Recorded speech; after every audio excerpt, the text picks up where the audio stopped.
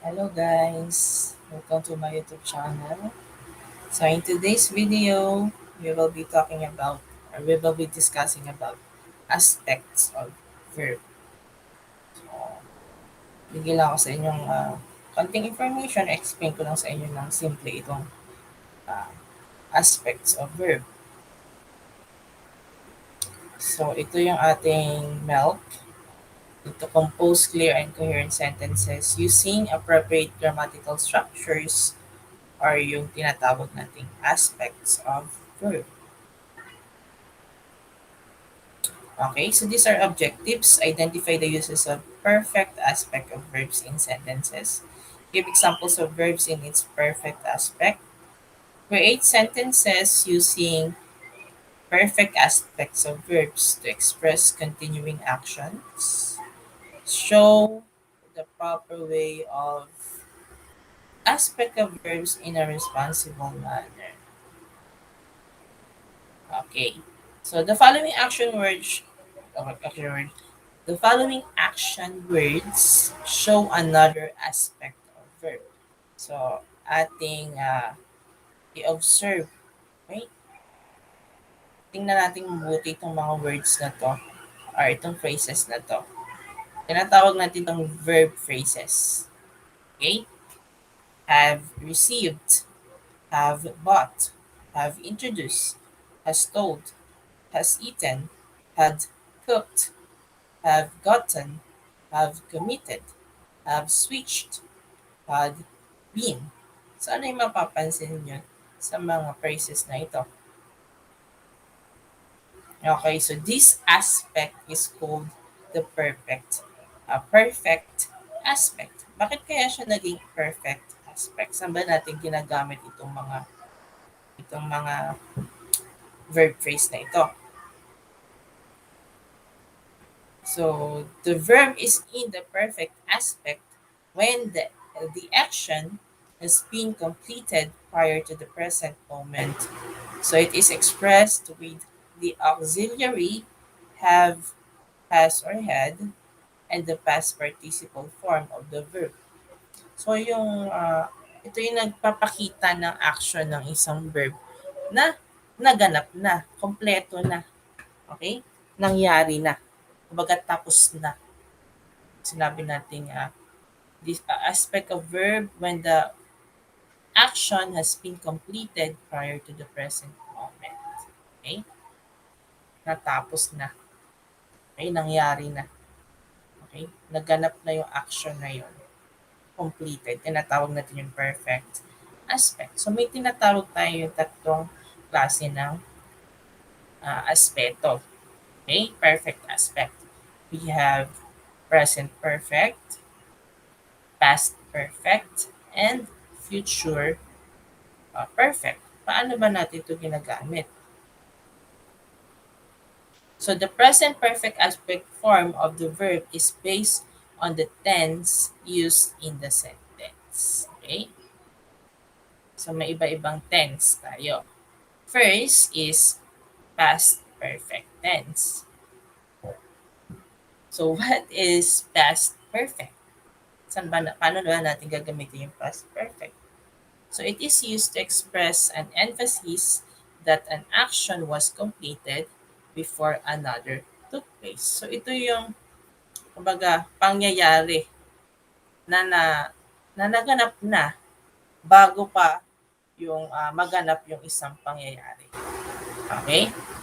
So gagamitin natin is had plus the past participle form of the verb. So ito yon, ito yung format. Had plus the past participle form of the verb. Okay? Had taken, had cried, had eaten, had smiled, had collected. So, idadagdag lang natin yung had and then yung past participle ng ating uh, verb or yung completed action. Okay?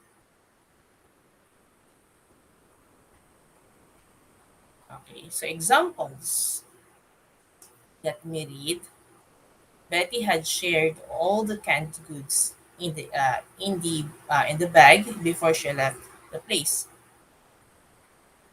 Ito yung completed action in the past, okay? And another activity. Kumbaga, nakumpleto na natin itong unang action bago pa mangyari itong isang action pa or yung isang activity. Kung babalikan natin yung meaning ng past perfect tense, it is used to express emphasis that an action was completed before another took place. Okay? Bago pa maganap yung isang pangyayari, nakumpleto mo na yung isang action. Okay? In the past. So, had shared is the action completed, and before she left the place is another activity. Okay, another example. The boys had finished their task when they called up their friends. So, ang action completed dito yung had finished. And then another activity is yung when they called up their friends. So, pwedeng hindi naman din natin kung gagawa tayo ng sentence, pwedeng ito na lang yung action completed.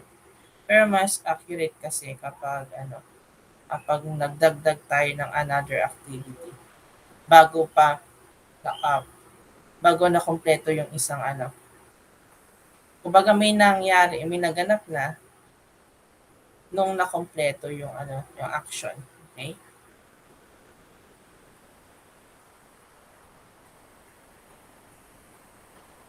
So, kung magdadagdag tayo yung another action, so it uses a word signals as when plus before and after. So it follows the format had plus past participle of the main verb. For example, my aunt had finished her speech when the rain fell. Okay? May completed action dito before another activity. Okay? Or after another activity. So, ito yung past participle, finished. Ito yung helping verb. So, ito ay nasa past perfect tense. And then number two, Charlie's father had been a vendor before he became wealthy and famous. Okay? So bago pa daw siya maging wealthy and famous, dati daw siyang vendor, di ba? Naging vendor na daw siya bago pa siya maging mayaman at saka uh, kilalang tao. So, completed action na siya. Natapos na. Okay? Kahit past na or may another past action, may completed action na. Okay? Okay, for example, Nana had called me before you arrived yesterday. Or another example, I had cleaned the floor when my wife came. So this denotes action that was completed before definite time in the past. Okay?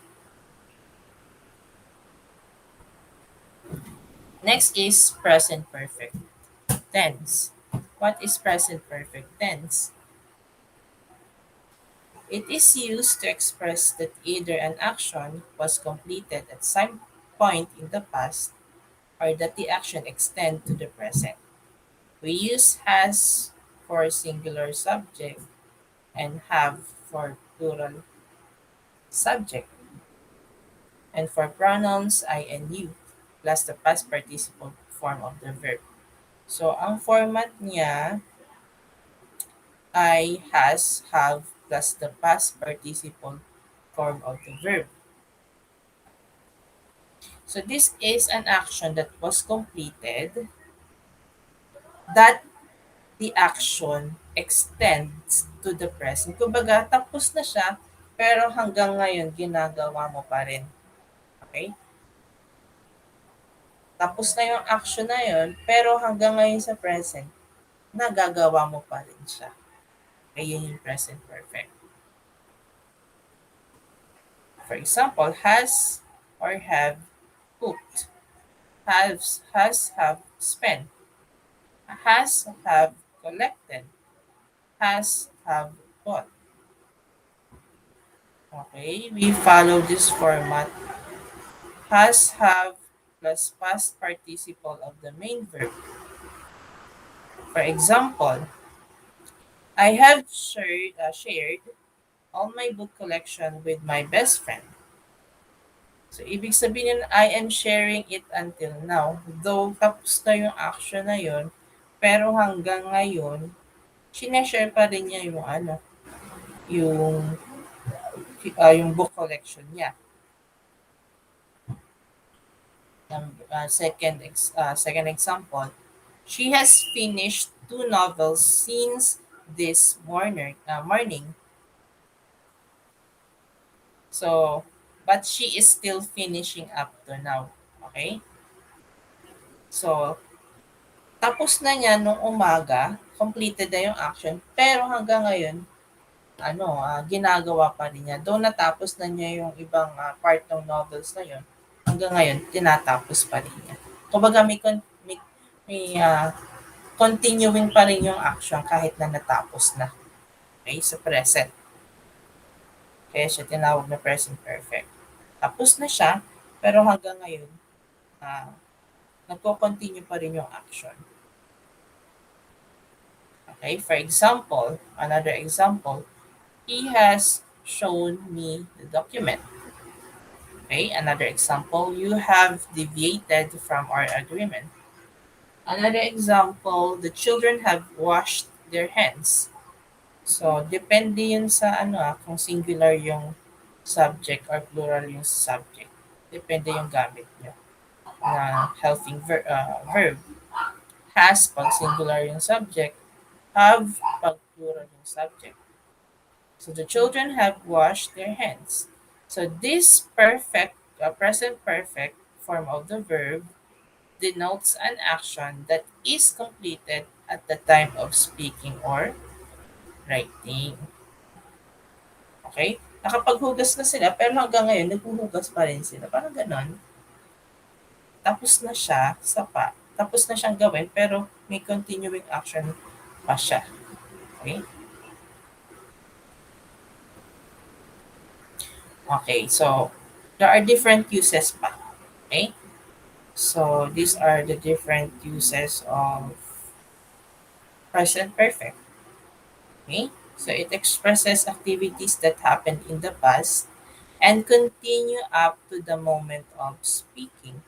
Okay?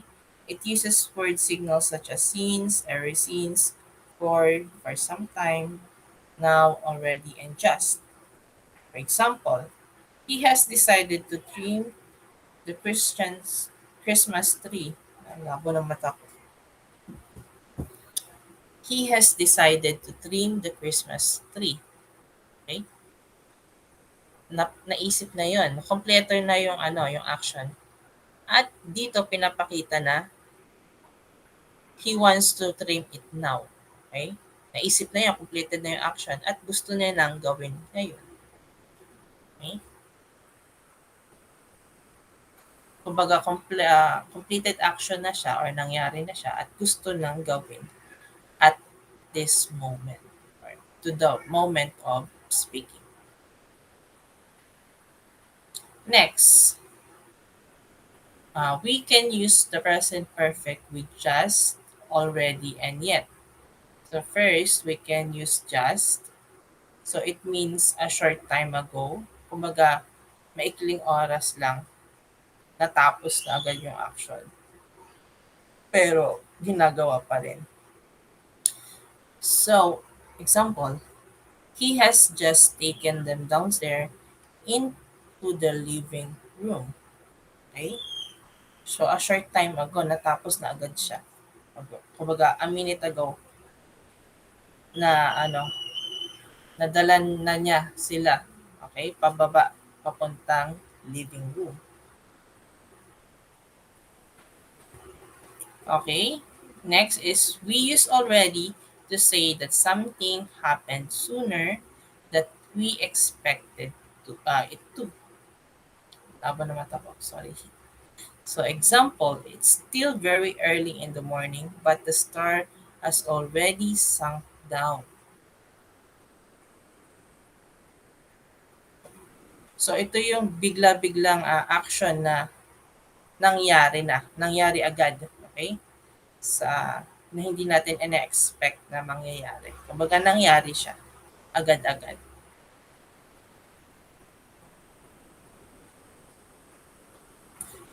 Next is yet. Yet means until now and shows that the speaker expects something to happen.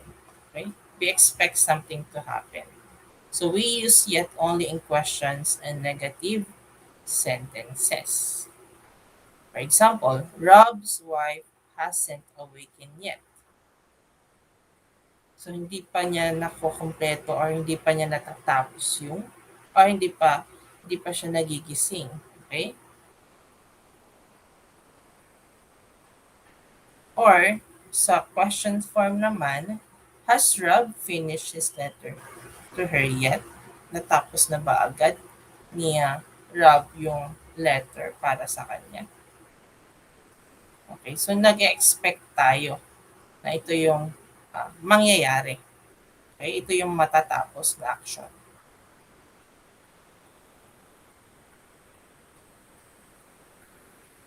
So next is future perfect. So it is used to express an action that will have been completed at some point in the future. So usually we use time expression to identify that point in the future. So we will use will have plus the past participle form of the verb. Ito yung format niya.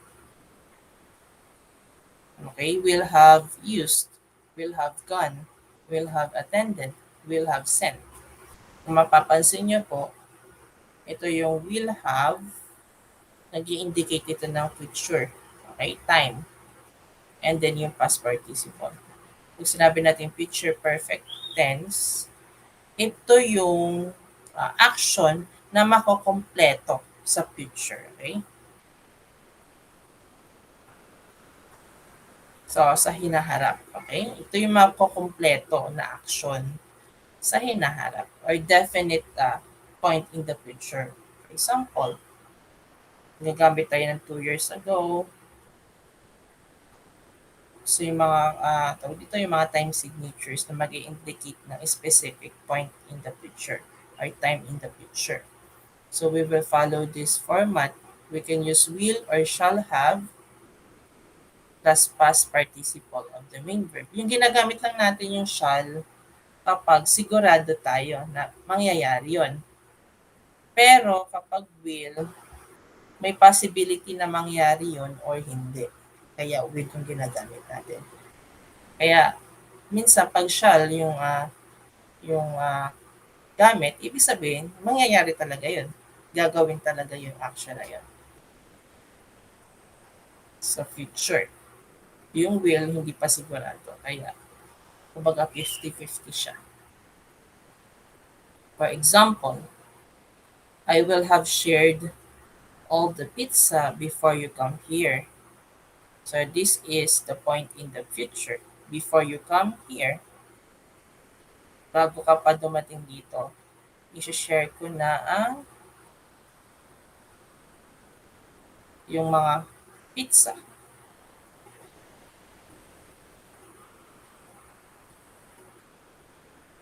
So mga nag-uusap pa lang sila dito ng kanyang kaibigan, for example.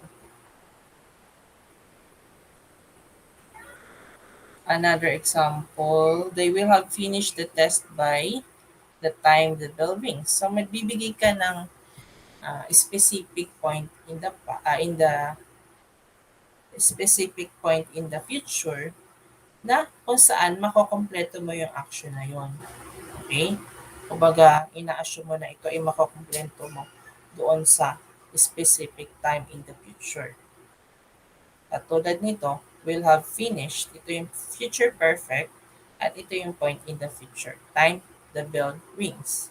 So it denotes action that will be completed at some definite in the future. For example, will have earned your degree by next year. Ito yung point in the future. Another example, that they will have completed their group report by next month. So next month, kompleto na yun. For example, I will have submitted all my articulated tasks by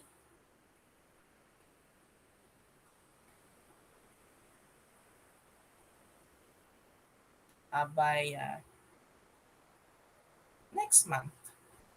For example, next month pa yung ano nyo, yung inyong deadline. My eldest child will have finished college by 2021. So matagal pa siya pero nagpaplano ka na matatapos mo ito action na yon. Okay? Next is the band will have been on tour before the rainy month come. Okay, so these are examples ng chart. Ito yung present, simple present tense. For example, know, speak, eat. This is the past tense, simple past tense. Knew, spoke, ate. This is the past participle. Ito yung completed action. Known, spoken, eaten. This is the present participle. Ito yung progressive tense. Okay? Continuous action. Knowing, speaking, and eating. So, ito yung iba-ibang mga examples ng mga verb na pwede nyo gamitin. Yan. Ito yung past participle nila. Ito pa. Ano nyo lang, i-pause nyo lang yung video. Yan. Ito po yung past participle ng mga verb na ito. Present po, present tense, past tense, and past participle. So, yung past participle po yung gagamitin natin. Okay? Ayan. Okay, ito pa. At marami pa kayong pwedeng gamitin. Okay? So, kahit anong verb yung pwede nyo gamitin. Pero past participle yung gagamitin. Ayan. Ito pa. Ayan. So, madami ito. Hindi ko nababasahin. Okay, so let us have a simple activity. So let us identify if the verb tense is past perfect, present perfect, or future perfect. Okay, number one, she will have studied in France in college. Will have studied. Ano ito? Ano tense to? Future perfect tense. Number two, she has eaten chicken every day for a month. Has eaten. Present perfect tense. Number three, my cat Whiskers has slept the entire day. Okay, so present perfect has left. Gibson and Emily have wanted to get a dog since they were little. Ito, have wanted is present perfect tense. Number five, the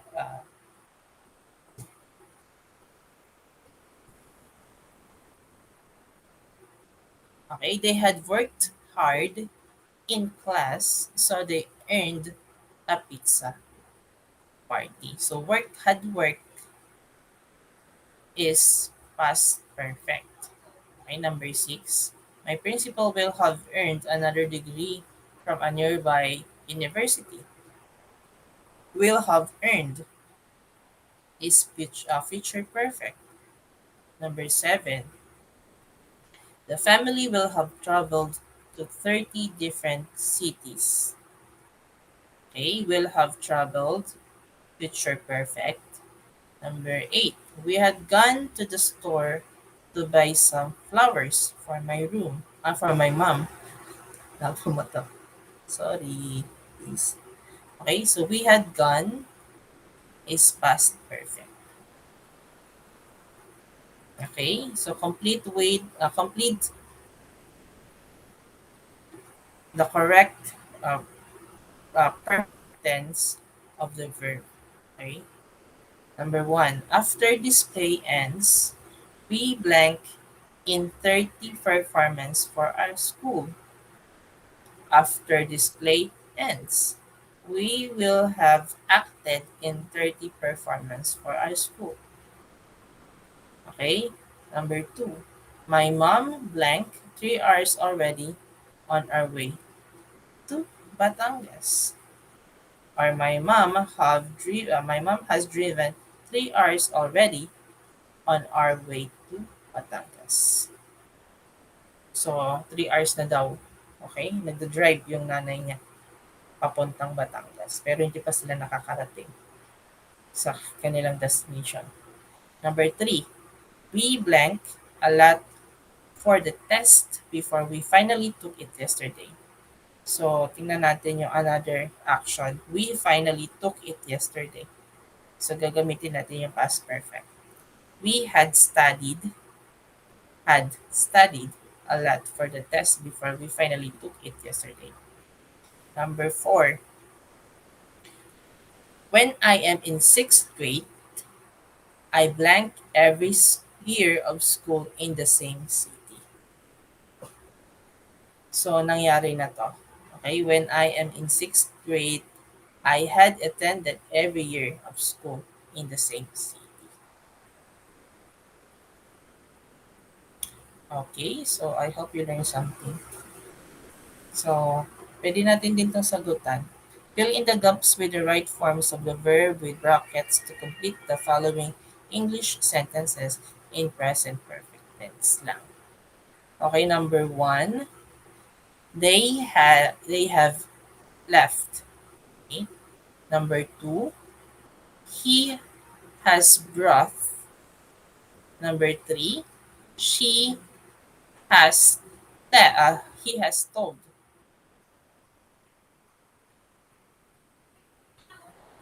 Number four, I have gotten. Number five, she has just come. Okay, number six, I have been. Number seven, okay, I think the director has left the town. Okay, number eight, I have painted. Number nine, we have known. Number 10, I have forgotten. Number 11, he has closed. Number 12, he had done. He have done. Number 13, I have given. Number 14, this order has led to many misunderstandings. Number 15, he has written. Number 16, she has bought. Number 17, he has looked. Number 18, I has I have bought. I have bought. Number 19, he has worked.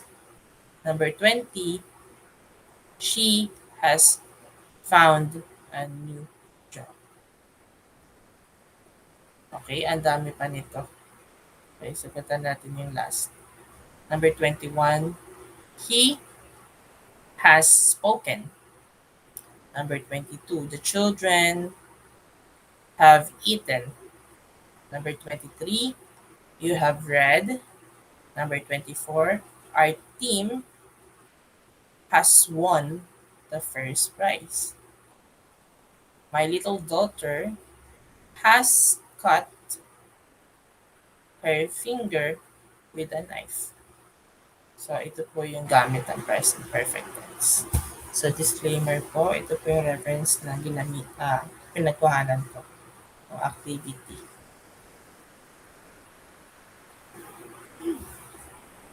Okay, bye-bye.